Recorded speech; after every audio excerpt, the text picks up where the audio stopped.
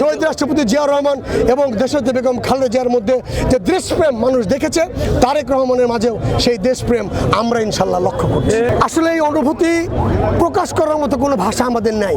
আপনি প্রত্যেকটি নেতাকর্মীর চোখে মুখে তাকান, তারা মনে হচ্ছে একটা ঈদের দিন। এই যে 30টি রোজা রেখে মানুষ যখন ঈদের নামাজে যায়, যেদিন সে যত আনন্দ অনুভব করে, আজ গোটা বাংলাদেশ কেমন যেন জাগ্রত হয়েছে। প্রত্যেকের চোখে মুখে একটা আনন্দ, একটা ভালো লাগা কাজ করছে যে আমরা প্রিয় নেতাকে সচক্ষে দেখব, তার কণ্ঠ আমরা শুনবো।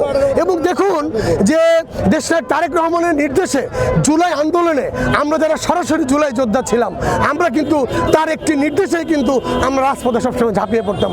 আর এখন তো কোনো কথাই নেই, এখন আমরা তাকে সরাসরি দেখব। এই ভালোবাসা, এই ভালো লাগা আমরা আজীবন মৃত্যু পর্যন্ত আমরা শহীদ রাষ্ট্রপতি জিয়াউর রহমানের আদর্শ অনুসারী, আমরা দেশের একজন তারেক রহমানের আদর্শ অনুসারী।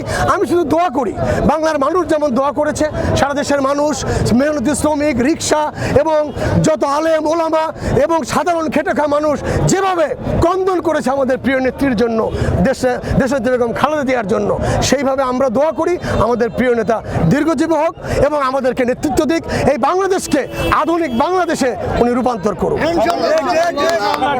বিষয় জানতে চাই যে কখনো যদি তারেক রহমান আপনার সামনাসামনি হয়ে থাকে, আপনি কি চাইবেন তার কাছে? আসলে কি চাইবো সেই ভাষা আমি বলতে পারছি না।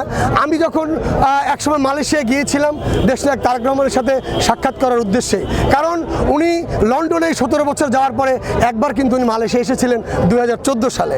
সেই 14 সালে আমার সৌভাগ্য হয়েছিল তার সান্নিধ্য পাওয়ার। তবে অনেক প্রতিকূলতার পরে, কারণ ইউরোপ, আমেরিকা, সৌদি আরব, সারা পৃথিবীর অনেক নেতৃবৃন্দ, সাবেক এমপি, মন্ত্রীরা কিন্তু ওনার সাক্ষাৎ পাওয়ার জন্য সেই হোটেলে কিন্তু অবস্থান করছিল। সেই সিরিয়ালে আমার মতো ক্ষুদ্র কর্মী পাওয়ার কথা ছিল না, যদিও অনেক প্রতিকূলতার পরে আমি তার সাক্ষাৎ পেয়েছিলাম।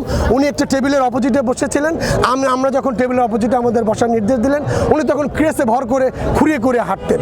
আমি রুমে ঢুকেই প্রথমে তার পায়ে হাত দিয়ে সালাম করার চেষ্টা করেছিলাম, কিন্তু উনি থামিয়ে দিয়ে আমাকে বুকে জড়িয়ে ধরেছিলেন। এই বুকে উনি জড়িয়ে ধরেছেন, অতএব তার কাছে আমাদের কোনো কিছু চাওয়ার নেই।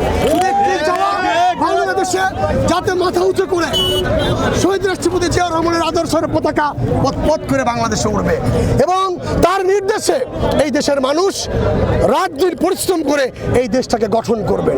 কারণ শহীদ রাষ্ট্রপতি জিয়াউর রহমান এবং দেশনেত্রী বেগম খালেদা জিয়ার মধ্যে যে দেশপ্রেম মানুষ দেখেছে, তারেক রহমানের মাঝেও সেই দেশপ্রেম আমরা ইনশাল্লাহ লক্ষ্য করছি।